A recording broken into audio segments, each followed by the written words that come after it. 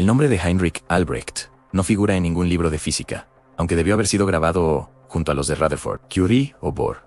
Nació en Leipzig, en 1899, hijo de un relojero y de una profesora de matemáticas. Desde joven mostró una obsesión casi patológica por el orden invisible de la materia. Decía que los átomos eran como relojes cósmicos, todos marcaban la misma hora, pero nadie sabía quién les había dado cuerda. Y en el descubrimiento en 1930, Heinrich trabajaba en un pequeño laboratorio de la Universidad de Berlín, donde realizaba experimentos con radiación alfa sobre láminas de berilio. Notó un fenómeno extraño. El berilio emitía una radiación neutra, capaz de expulsar protones del parafín sin desviarse en campos eléctricos. Era algo nuevo, algo que no encajaba con las teorías conocidas. En su cuaderno de notas, escribió: la materia parece esconder una partícula sin carga, sin luz, sin rastro pero con peso. La llamo neutrum. El manuscrito Die neutrale Substanz im Atom sobre la sustancia neutra en el núcleo atómico fue enviado en 1931 a varios físicos europeos, entre ellos a Niels Bohr, en Copenhague, y a su asistente británico de entonces, James Chadwick, quien trabajaba con Rutherford, en Cambridge. Chadwick recibió el manuscrito a través de los canales académicos, pero la correspondencia fue interceptada por el servicio postal alemán, ya controlado por el emergente aparato de vigilancia del Tercer Reich.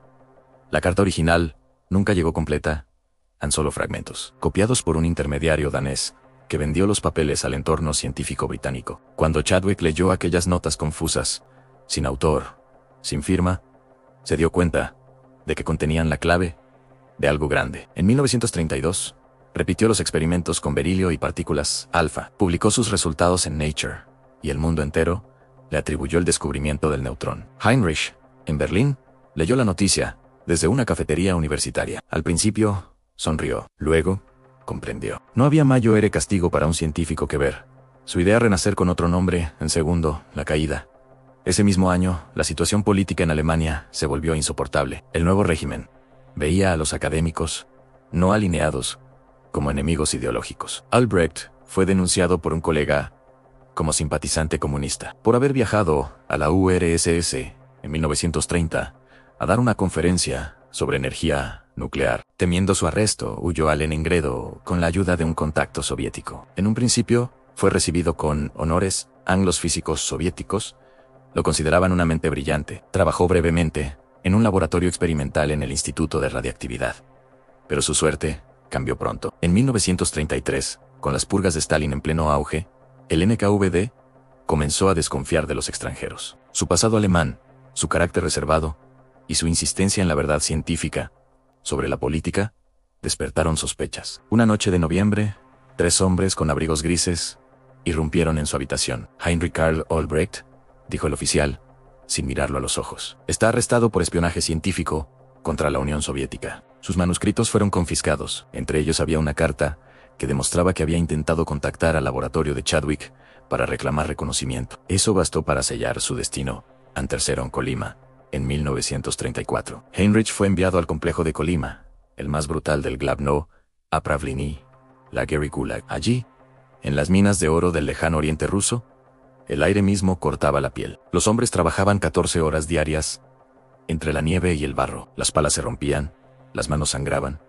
y las ideas morían congeladas antes de volverse palabras. En las noches, Heinrich se reunía con otros prisioneros, ingenieros, músicos, médicos, en una barraca iluminada por un fuego mínimo. Les contaba su historia, cómo había descubierto la partícula neutra, cómo le habían robado su nombre, cómo la ciencia se volvía un lujo cuando el hambre mandaba. Algunos lo escuchaban por compasión, otros por fe. La materia, decía, es como nosotros, parte luz, parte sombra.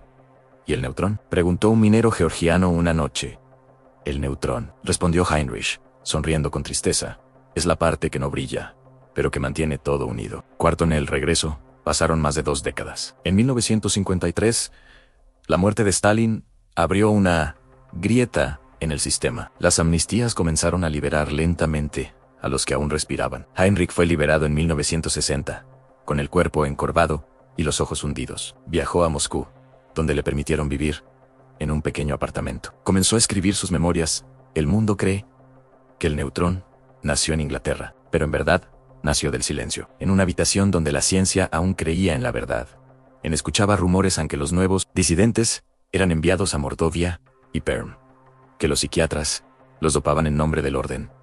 Todo sonaba familiar, solo que ahora el enemigo no llevaba uniforme, llevaba bata blanca. Antes de morir, en 1962, escribió una última frase: el neutrón no me pertenece, pertenece a quienes, sin carga alguna, sostienen el peso del mundo. En su cuaderno, fue encontrado años después entre los archivos olvidados de Colima, junto a cartas sin destinatario y herramientas oxidadas. Nadie supo quién fue Heinrich Albrecht, solo un nombre más, entre los millones de sombras que alimentaron el oro y la historia. Epílogo: el eco de los campos. Cuando el cuaderno fue hallado, los historiadores se limitaron a archivarlo, como si fuera solo otra historia trágica entre tantas. Pero quienes lo leyeron sintieron un escalofrío, no por el frío de Colima, sino por el silencio. El Gulag no solo destruyó cuerpos, destruyó memorias, borró ideas, aplastó voces antes de que pudieran pronunciarse. Fue un sistema diseñado no solo para castigar, sino para hacer desaparecer la existencia misma de quienes pensaban diferente. Durante décadas, el miedo a caer ahí se convirtió en una forma de gobierno. Bastaba una acusación, una palabra maldicha, una sospecha. La gente aprendió a callar, a desconfiar, a mirar el suelo. El terror no necesitaba barrotes visibles.